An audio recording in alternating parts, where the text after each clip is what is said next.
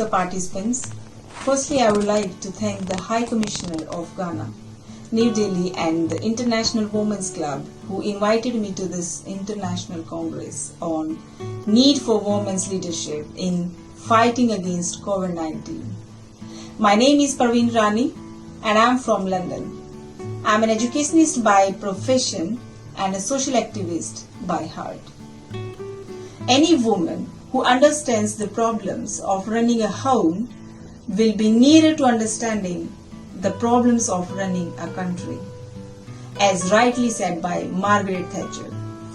As this pandemic has put limelight upon the women leaders that reacted well against the virus and kept the deaths really low.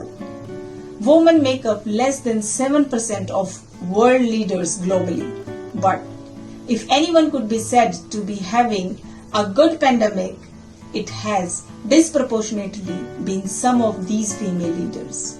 From Taiwan to Germany, New Zealand to Iceland, the responses of countries with women at the helm have been generally seen as the most effective, keeping deaths down and the spread of the infection under control. Even well-developed countries like USA and Italy have the highest cases in the world, even after having such brilliant technologies. The United States, which is perceived to be the most powerful country, has the world's largest economy, but still has the highest cases and deaths in the world, despite having the money to buy the right equipments and the right medicines. Whereas Iceland and New Zealand have already declared that the pandemic is effectively over in their countries, with no community transmission in New Zealand and only a handful of cases in Iceland. The newspaper Telegraph has also compared the responses of different nations, plotting deaths per million against the proportion of tests being done per confirmed case, and 4 of the top 10 countries are led by female: Taiwan, New Zealand, Iceland and Estonia. The countries that didn't deter in their response and mobilized quickly are the ones that did good, as regardless of the size of this epidemic. One thing that has led to success in tackling coronavirus is universal: speed. Or, as the Prime Minister of New Zealand has put it, go hard and go early. The women-led countries that did exceptionally well in controlling the virus also gave daily updates and did transparent decision making so that the people trust the government more and follow the instructions given by the government. As making the people believe in you is very important mission if you are a leader, because if the people don't trust you, then they won't listen to you. And if the people didn't listen to the leaders in this pandemic, then the country is bound to have a miserable time.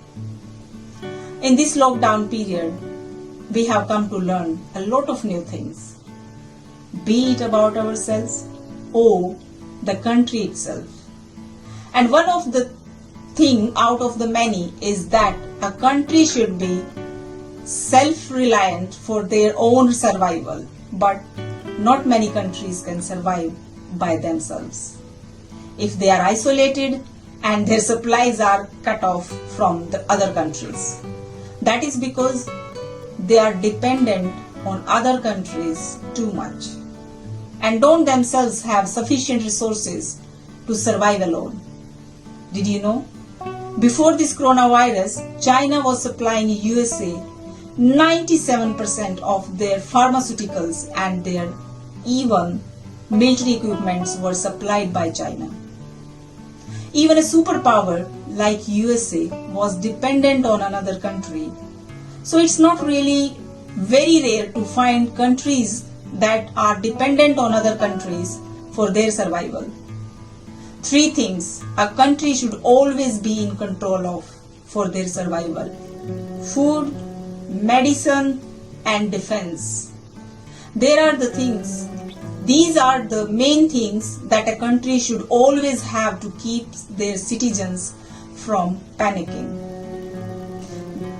These things helps a country in a pandemic because a country will have to loosen up its borders to trade the supplies, which will be the same as increasing the chance of coronavirus entering the country and the spreading it throughout.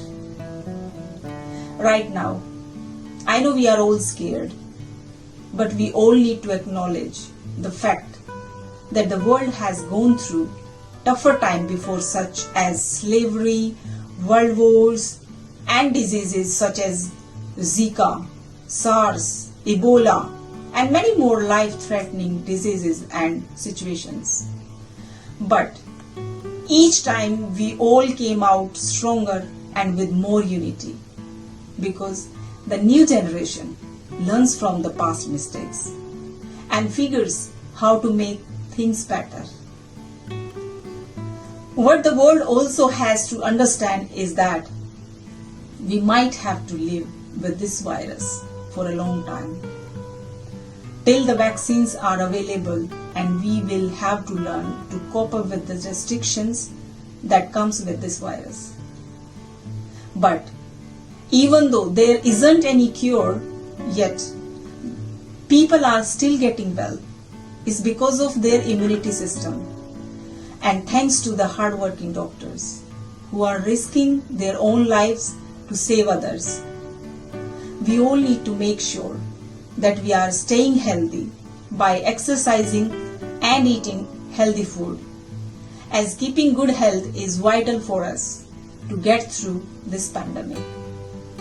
And I hope everyone follow the restrictions put on by the government so there aren't any more casualties. Let's all pray that we get out of this outbreak soon. And with this, I wish for everyone's safety and good health. Thank you, everyone.